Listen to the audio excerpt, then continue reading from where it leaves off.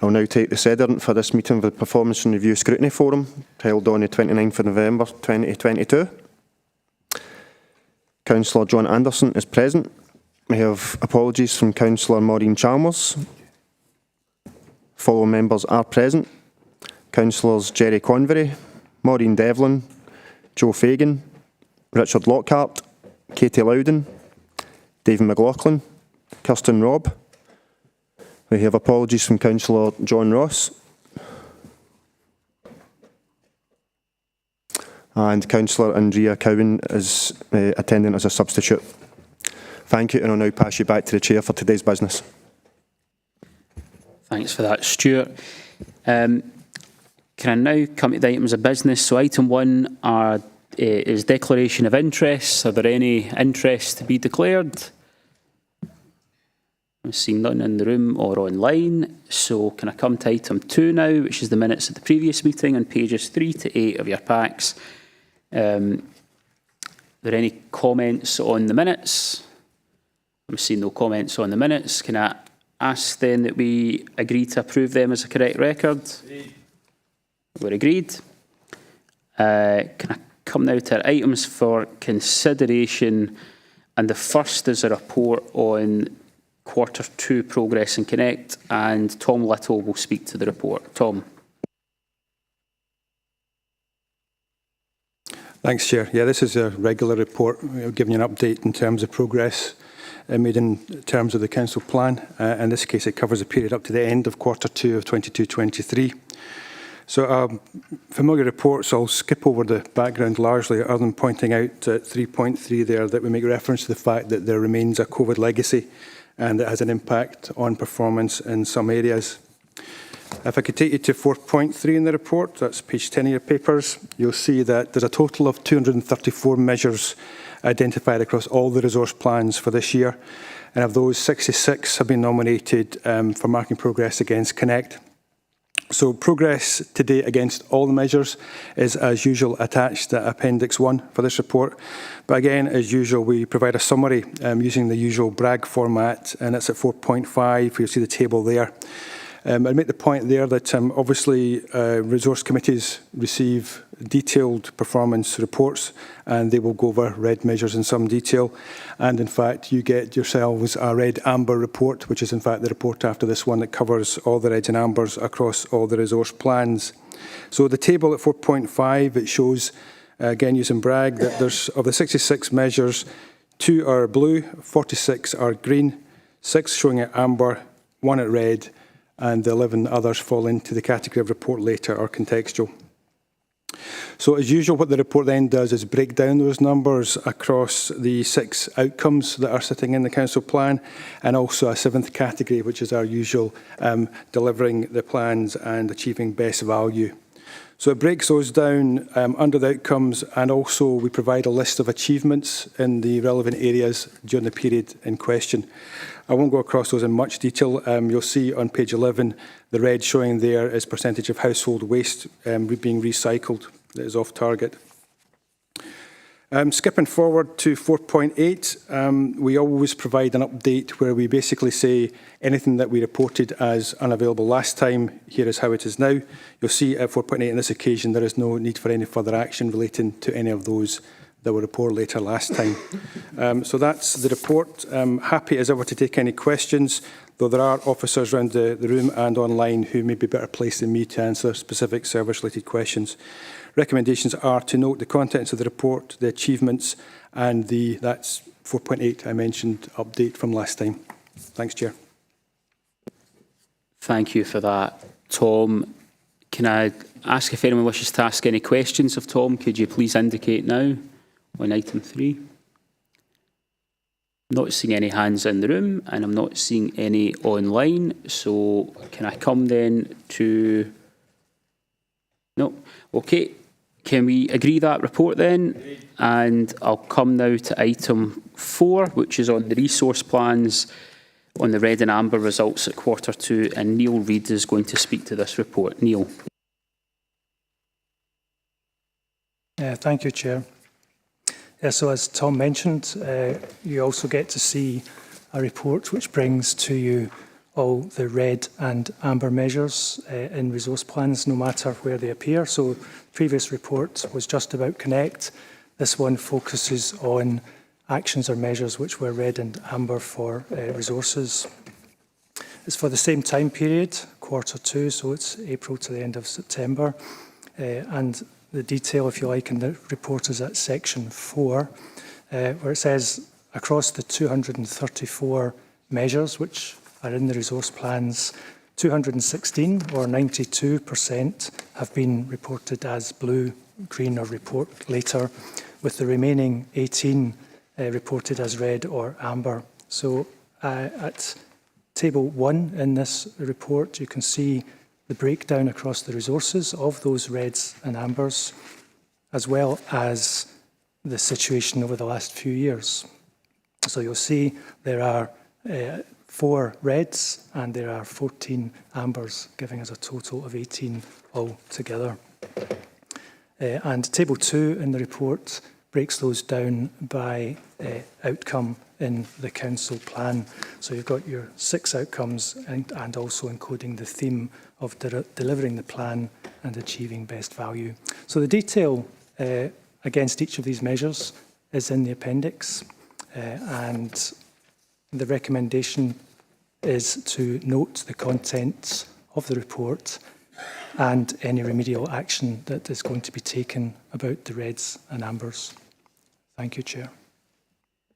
Okay, thank you for that report. Neil, can I ask if anyone wishes to ask any questions or contribute in this item, could you indicate now? I'm going to come in the first instance to Katie Loudon. Thanks very much, Chair. My question was on the foundation apprenticeships part of the paper, which was on page 40, which was sitting at an amber just now, and that was to do with the number of foundation apprenticeships that were taken up. First of all, I completely appreciate why that was. I know it was extremely difficult. Young people weren't able to access college resources and weren't able to go into employers the same way that they were obviously during COVID, and that's going to take a while to work through. I just wondered if this part about the Glasgow Consortium having reduced the number of frameworks that they were offering, whether we've started to have that conversation with them about what might be available for the next academic session. And the other thing that was in my head while I was reading this, obviously this is mostly talking about the legacy of COVID-19. And while I appreciate there's no cost to businesses or industry to take on foundation apprenticeships, I've got this wee worry in the back of my head about the capacity of businesses to essentially take on another responsibility just now, just to have the headspace for it, when we know that so many SMEs are struggling with factors such as interest rates and energy bills and so on. And I wonder if that's something we're considering when we're thinking about taking action to improve this number next year, and if that's a conversation we've had with the Glasgow Consortium as well. Thanks, Chair. Thank you. I'm looking for a volunteer from our... Fortunately, I've got this screen in the way that I can't see everybody who's in the room. We've got a volunteer that might be able to pick up that question on foundation apprenticeships.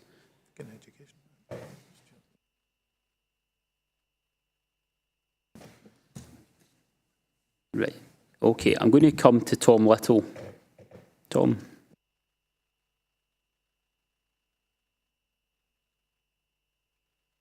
Thanks, Councillor Loudon. I'm afraid we don't have anyone from education here to respond to your questions just now, so if it's okay with the forum, I'll take a note and we'll get an answer around everyone hereafter.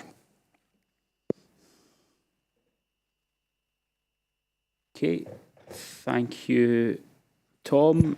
The next question I have is from Kirsten Robb. Kirsten. Thanks, Chair. I just wanted to ask on item 4, page 42, the South Lanarkshire Leisure and Culture Strategy. Apologies if I've missed this, getting across everything. Has it launched, or do you have a date when it will be launched? Thank you. I'm going to come to Cleland.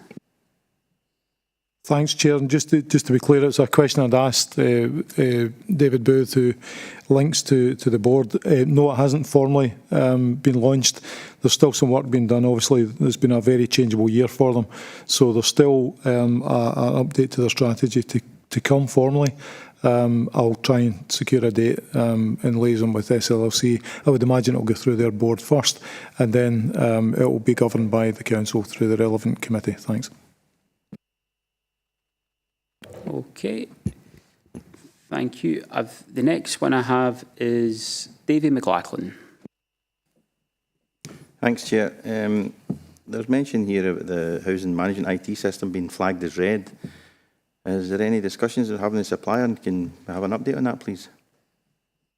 Okay, I think Paul Manning's going to pick that one up.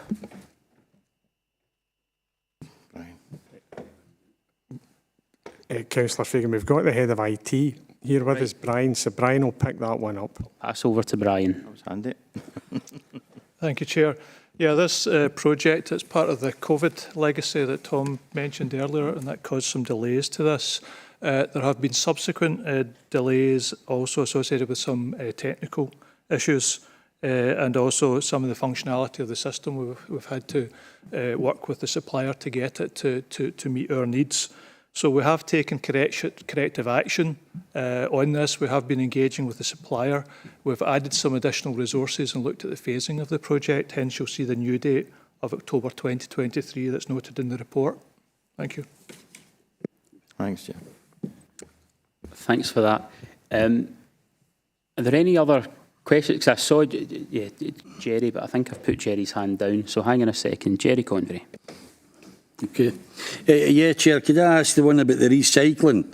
Because I know the figures have dropped for household recycling and there's a new contract in place. So could somebody maybe give us a wee bit of good news that we're going to start increasing the volume of recycling coming for houses?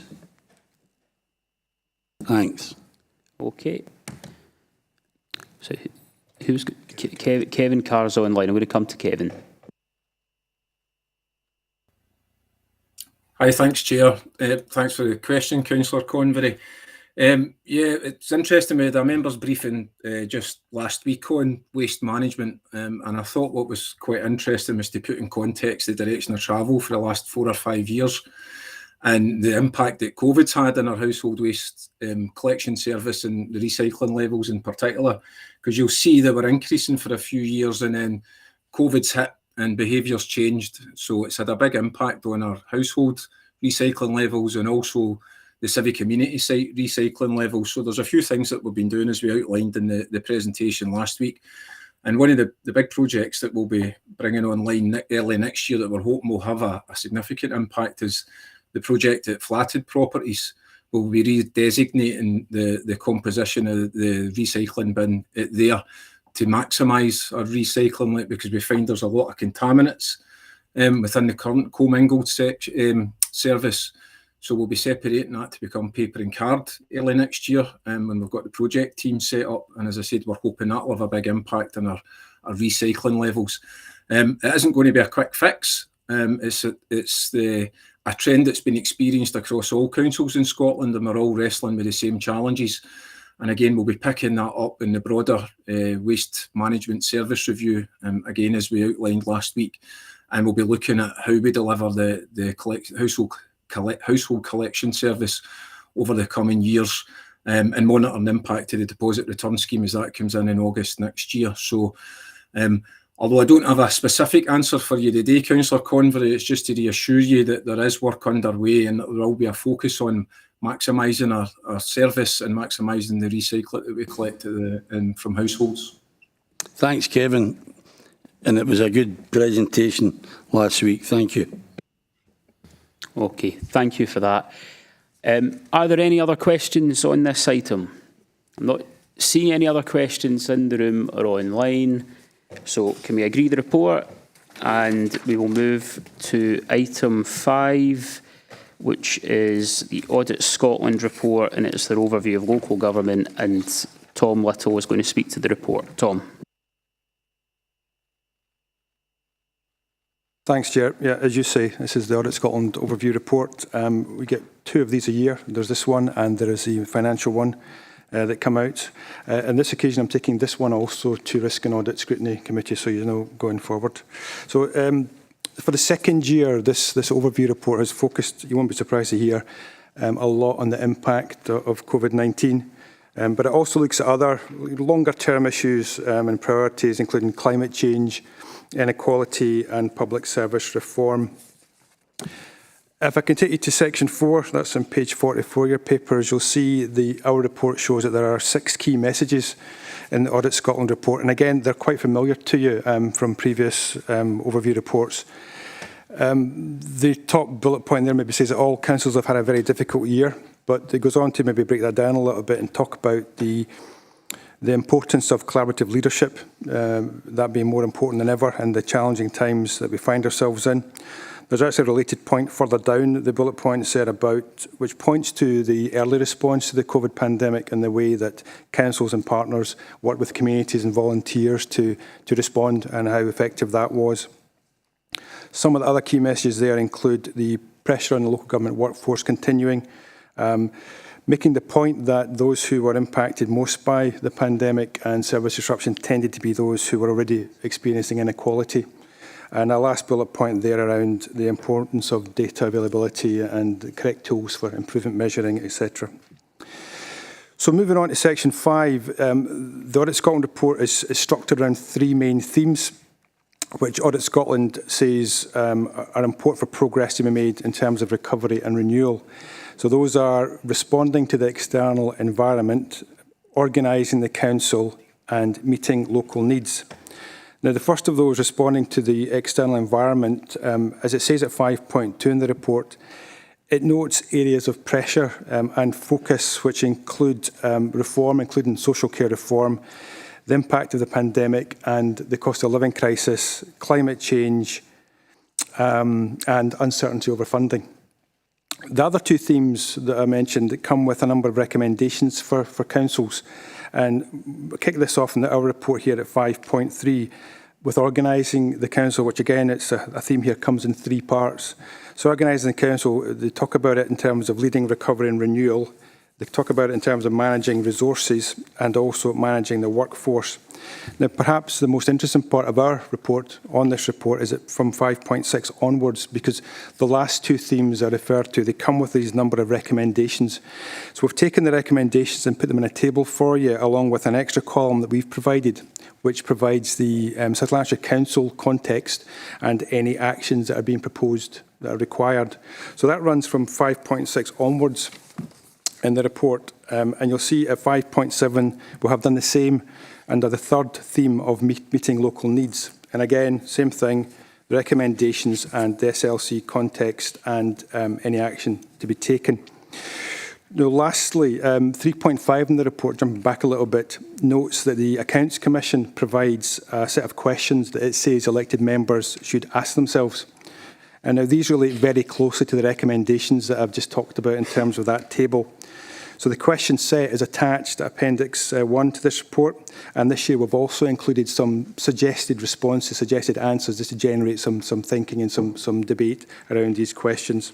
And that's the report. The recommendation is simply to note the key messages and the recommendations that are in the Audit Scotland report. Thanks, Chair. Okay, thanks for that, Tom. Can I ask if there are any questions or points on this report, and if so, could you please give an indication just now? I'm going to come to... I know that there's an issue here with... so I know Jerry does want to ask a question. There's just an issue with how it's appearing on the screen. So see, to resolve that, I'll come to Jerry in the first instance, and then I'll take Katie Loudon and Kirsten Robb. Jerry. Question to Cleland. You know, one of the key themes coming through is this thing about the workforce, and it's happening in every council. Could we get a flavour for yourself, Cleland, as you speak to other chief execs? Is there anything nationally happening to try and recover this, because everybody I talk to for other different authorities, they can't get folk to do this, they can't get folk to do that. We're in a crisis. Is what's been happening at a higher level in this council to try and readdress the situation that we're in, because for years you never had this in local government. Thanks. Thanks, Chair, and it's a really good question, and you're right, this is playing out right across Scotland. It's different for different roles in local government, so there is really significant challenges in getting people into health and social care posts. We're seeing that, we have seen that for a number of years now, and there's been a lot of work done on national workforce planning to try and drive people into the profession. That includes the development of new qualifications, a range of recruitment initiatives that bring people into the profession and then train them within the role so that they can progress. So you've got everything from international recruitment drives for things like nursing and social care right through to the work that we do locally. But these same challenges are playing out in almost every professional area of the council. So again, we've trailed here previously the challenges that our colleagues in environmental health have got. It's published information that across Scotland the number of fully trained environmental health officers has dropped by round about a third over the last decade, and the age profile of those who are in the profession is predominantly 50 and above, and actually predominantly 55 and above. So there are some real challenges there, and again, for the solutions for that particular role will look different to some of the other ones. One other thing I would flag just now, and it's a positive but it's a negative. So monthly I get unemployment claimant data, and the last set of data I got for those claiming unemployment benefits in South Lanarkshire, I think the figure was 6,205 or thereabouts. That's not just low compared with pre-pandemic, that's low historically. So there is a much smaller number of people who are not in employment at this stage. We need to try to encourage people who have retired from workforce to remain economically active and return to the workplace. But we need to take a deeper bite into the harder to reach people who currently are not employed and enable them to be economically active.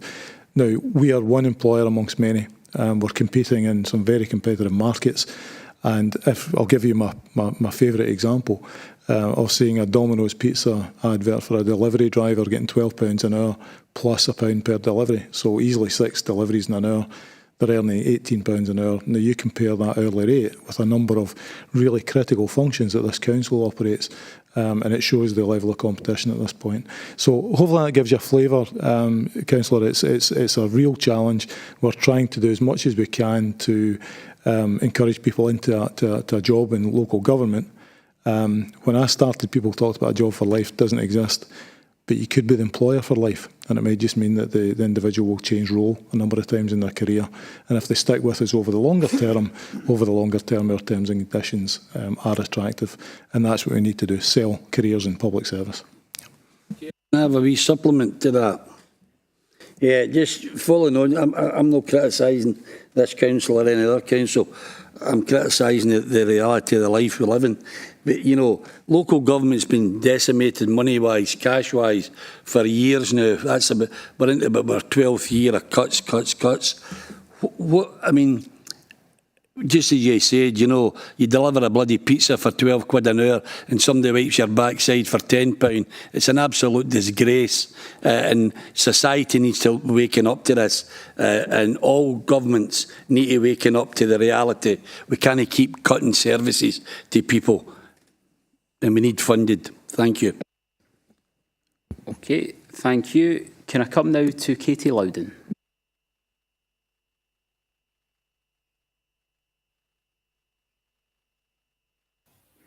Hi, thanks very much, Chair. This is on something completely different. At 5.6, we've got one of the bullet points is about council's governance arrangements and, you know, to support elected members to have sufficient information and so on.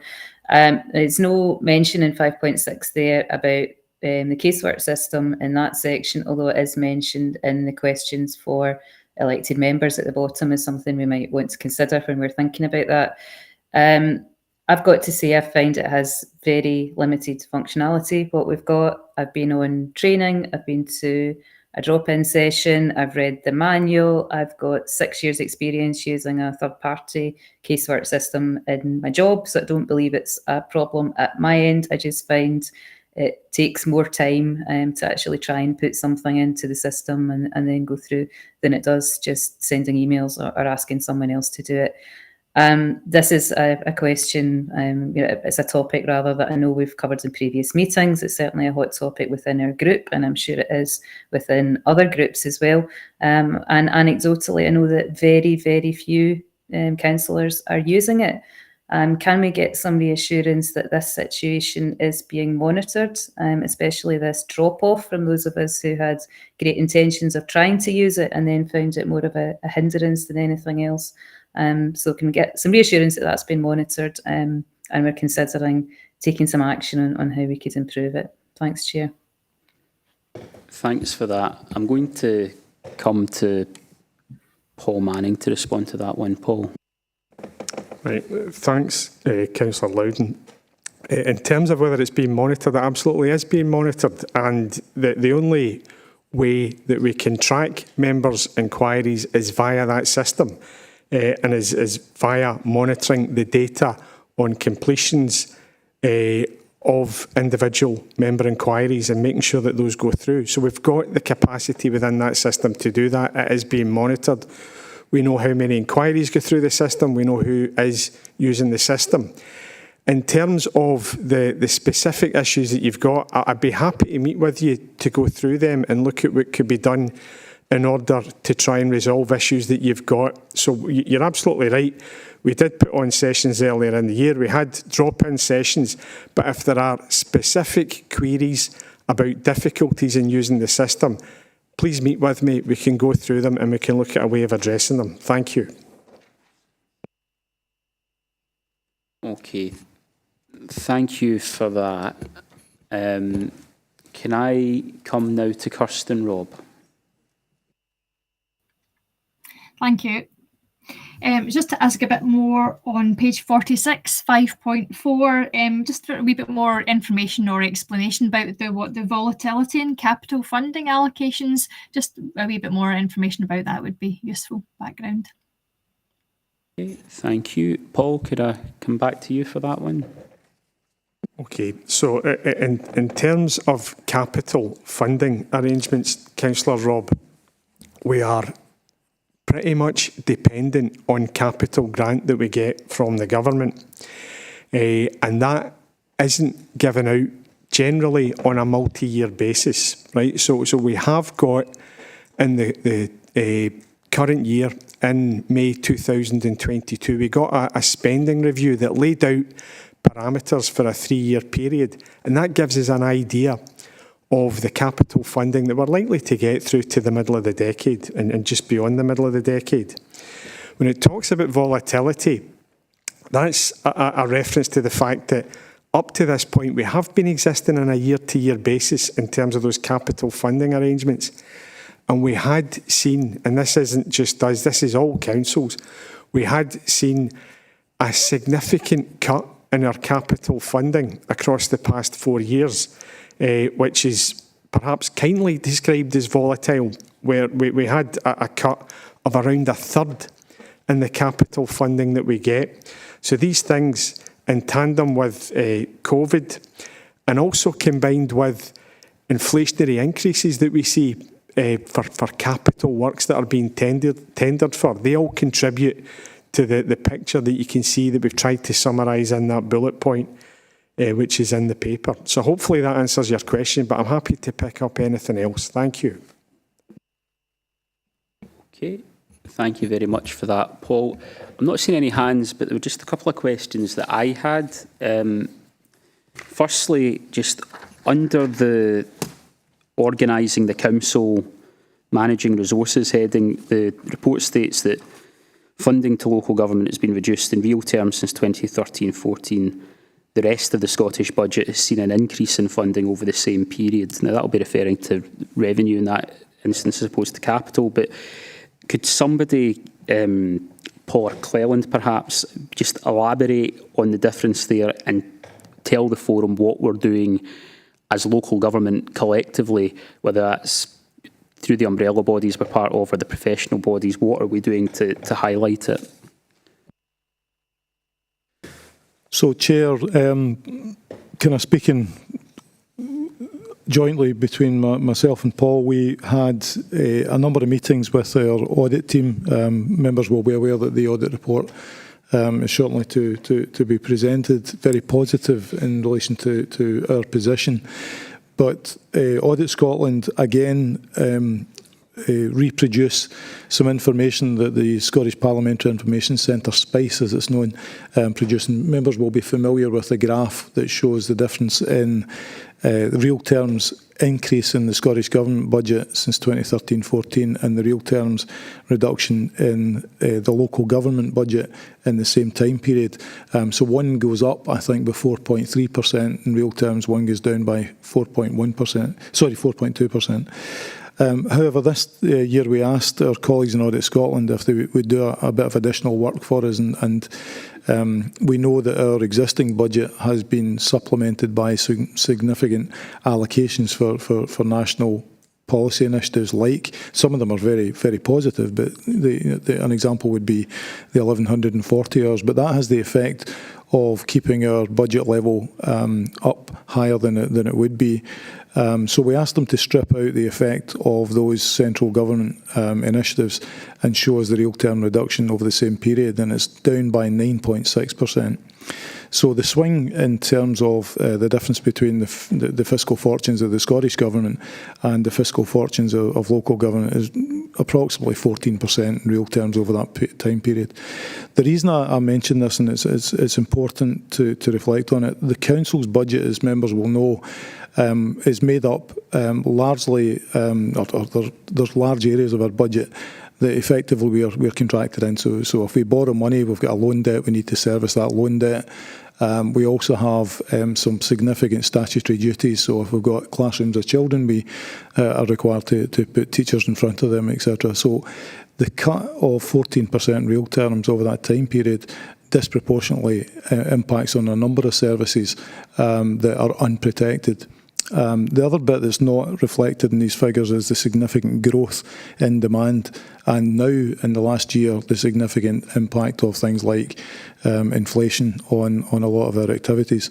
So what are we and what are the representative bodies doing about this? Well, a whole range of things. You'll see annually COSLA, our representative body, have a budget campaign. I think this year, from the papers on Friday, the strapline around this will be Save Our Services, SOS, and you will find a series of sub-campaigns like Save Our Education Services or Education SOS, Social Care SOS, etc., to try to ensure we are in receipt of a fair settlement that would allow us to maintain services. I think members have mentioned that earlier today. We've also opened up discussion through COSLA on a kind of fiscal framework. One of the key premises of that is that local government should share the fortunes of Scottish Government. So if their budget goes up, so should ours. If it goes down, so should ours. So we share a shared fortune, a shared destiny, etc. Is one of those. Another couple of, there's a lot going on, but just to give you a flavour, another couple of initiatives that are underway.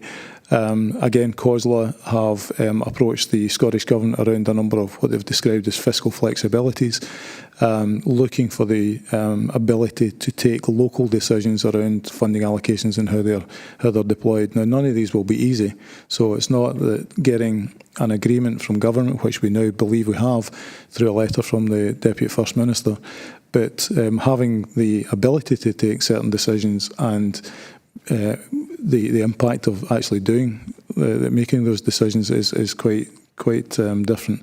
So we are negotiating with government around areas like that. A couple of other things that we hopefully will feel a bit of a benefit from is the potential use of service concessions, which members have been briefed on as well, and we anticipate bringing a paper probably early in the new year regarding the potential use of service concessions. Leader, that gives you a flavour of some of the activities that are underway, but I think my final point is it's fair comment that local government finances have never been under as much pressure as they currently are, and we head towards setting a budget for 23-24 with a huge range of unknowns, even in the make-up of that budget. Thanks. No, thank you for that, Cleland. Listen, as I've been sitting here, sorry, can I just make sure nobody else wants to ask any questions? I was seeing requests appear and disappear. So if anyone does want to make any other contributions, could you just indicate now? If not, I'll assume there are none. I'm not seeing any. Can I just ask one more question, which before we move on to the next item? So one of the themes, or under key themes and messages, so it states on page 45, I think it is, that Audit Scotland say clearer plans are needed when it comes to achieving net zero. And obviously there are various plans that exist, and the Council has a number, and that will be something we look to develop. Can I just pin down, is the issue here really one of clarity, or and it maybe ties to the point that's just been made about the capital budget, is the issue here really one of clarity, or is the issue here really one of resources and finances, and basically has the public sector been sufficiently funded to achieve a sustainable and just transition to net zero? I don't know if anyone wants to Cleland again. Start this, and perhaps colleagues might want to expand on it. Recently, I was at the Solace annual conference and heard from a member of the Accounts Commission, a former leader of Edinburgh City Council, Andrew Burns, and he expressed an opinion that the Accounts Commission are surprised that there isn't more commentary in local authority reports when they're reporting on progress in their plans to indicate quite directly that they are not going to achieve the zero emissions target by 2038, and they're not going to achieve the net zero target by 2045, simply because they have nowhere near the level of resource that's going to be required to do this. And if I can just overlay that with a piece of work that our own Joanne Forbes, the Head of Property Services, did for a similar session. Joanne looked at the costs of achieving zero emissions in our non-residential estate or housing stock. Now, South Lanarkshire Council's got the best school estate in Scotland, bar none, and you know that's widely recognised. We took a bold policy decision to replace all of our schools, bar a couple of refurbs, and therefore we have much more modern properties with greater U values and much more efficient heating systems, etc. But to achieve zero emissions would cost this authority somewhere north of £500 million. So if I go back to Paul's comment, our annual capital grant has reduced for general services, reduced down to around about £21 million per annum. So we are considerably far away from being able to put in place a programme that will achieve those targets by the target date.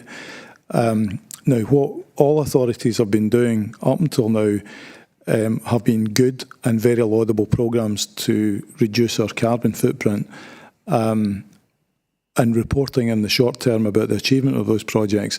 But what we've been doing is reprofiling the milestones that get you to those target dates.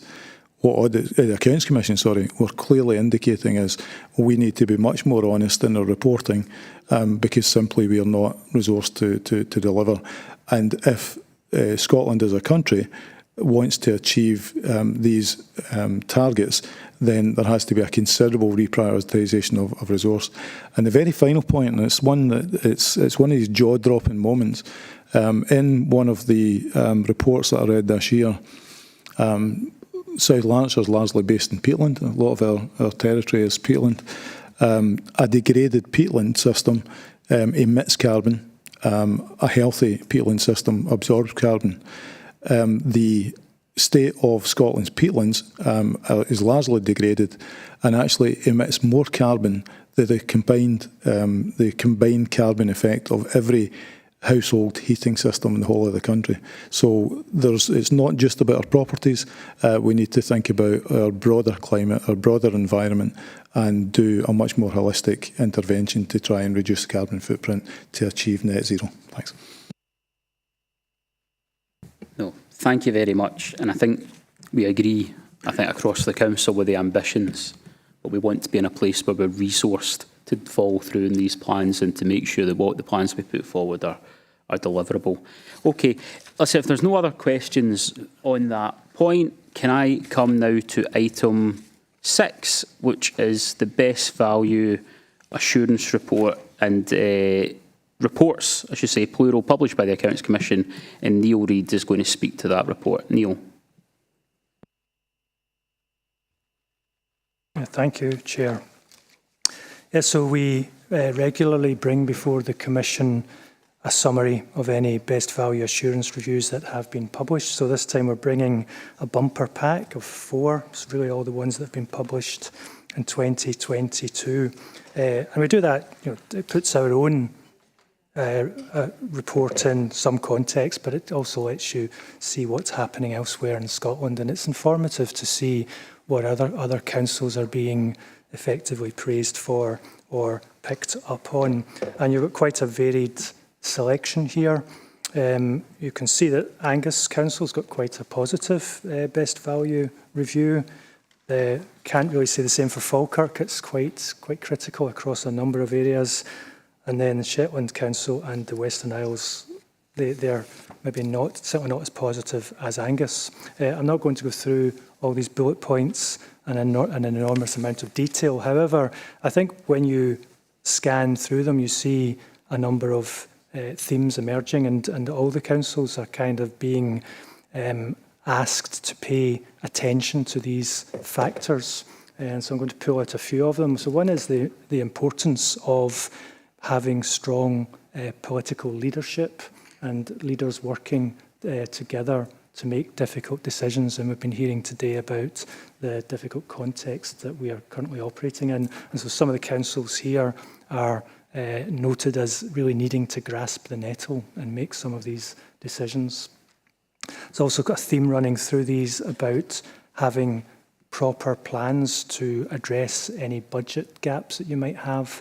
So quite often the councils are facing significant funding gaps, but it's not clear to the auditors how they're going to make those savings.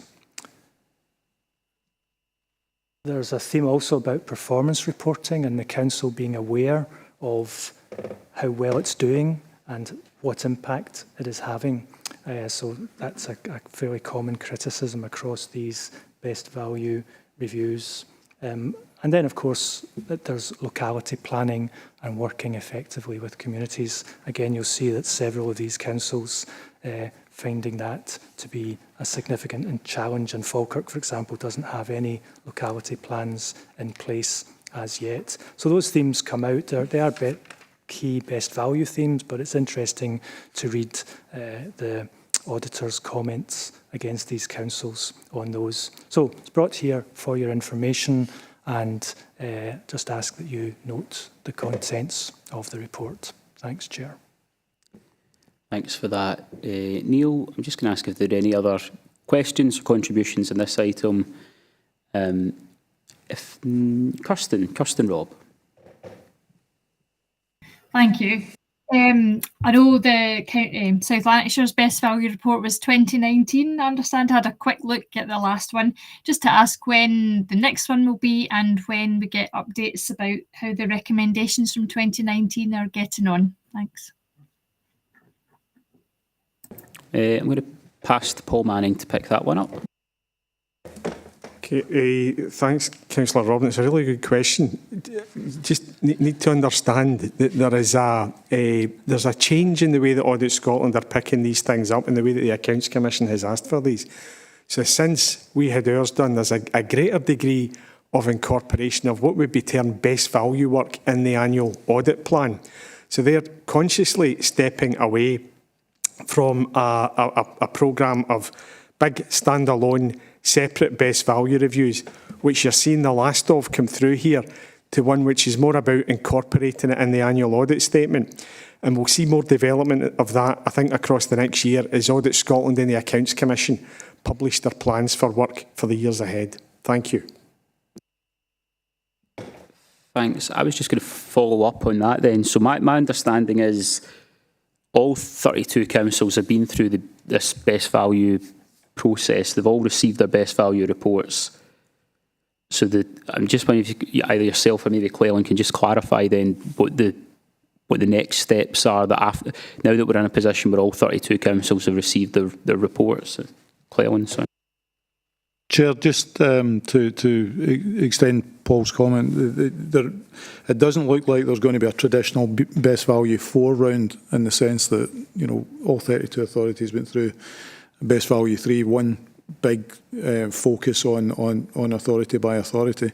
As Paul indicated, there's likely to be much more thematic best value work that will cross across the country and make comment on quality across the board. That's likely to be supplemented by some shorter best value activity on individual areas and probably on a risk basis.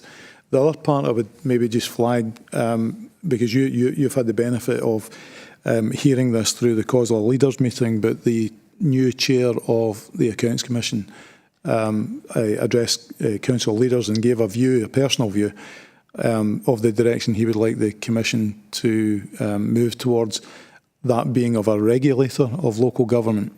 To be a regulator of local government means you're also the enforcement body for local government. And that suggests an accountability for councils back to the Accounts Commission. COSLA leaders have reacted negatively to that development by highlighting that local authorities are accountable to their electorate and not to the Accounts Commission. So this is a pretty live debate, because I was in a session with the Accounts Commission on Friday and heard the chair again indicate that that was a direction he would like the Accounts Commission to follow. So I would suspect that there's quite a bit of discussion to take place with the Accounts Commission and colleagues in Scottish Government regarding the future role for the Accounts Commission, and that will influence what they ask Audit Scotland to do on their behalf. Thanks. Thank you. I think Jerry Convery wants to come in. Yeah, Chair, it's no on this particular subject. It's the one that Cleland alluded to just before that, about the net zero. And I would just like to get it clarified, because I thought we sort of brushed over it a wee bit. You know, the figure that Cleland's given us for our stock, £500 million, it's just no realistic. And I think we need to have a real discussion as a council. All the aspirations that are in these reports are admirable. But if you've not got the money to do it, we've got to be totally upfront and totally honest. If it's not achievable, we've got to say that to people. And the figure that Cleland just gave us for South Lanarkshire, £500 million, is just pie in the sky. So I think it's work in progress, and we'll have a lot more discussions regarding it. Thanks. Right, thank you. Are there any other questions on this item? No. Okay. Sorry. Kirsten. Thank you. Just very quickly, just to come back on the point I was asking the question, where would I find out how South Lancashire's getting on in response to the recommendations that were made in 2019? Where's that reported? Just newbie question. Thank you. No, that's fair. I'll pass back to Paul Manning to pick up that question. Paul. Oh, sorry, the microphone took a wee bit longer there. In terms of our year-end 21-22 audit report, right, which we have, and I think a copy went round all members, and it's actually, there's a summary report on it which is going to the council meeting next week. In it, there's a section about how the best value audit actions have been addressed. Right, so the things that they asked about are summarised in that report, and there's a progress update given there. And you can see that if we go back, and I'm happy to meet with you, Councillor Rob, just to take you through the audit reports. We can go back through those audit reports across the past 3 years, and it gives you a trail as to how we've been doing against those best value audit actions. Okay, thanks for that. And so the external auditor's report will be in the committee pack for full council, which I think will be circulated probably today or tomorrow. Yeah, today. Okay. Right, well listen, thank you. If there are no other questions, can I bring this item to a close? Item 7 is urgent business. I've not received any notice of urgent business. So can I bring this meeting to an end and ask the clerk to please stop recording of the meeting now? Thank you everybody for attending. Thank you.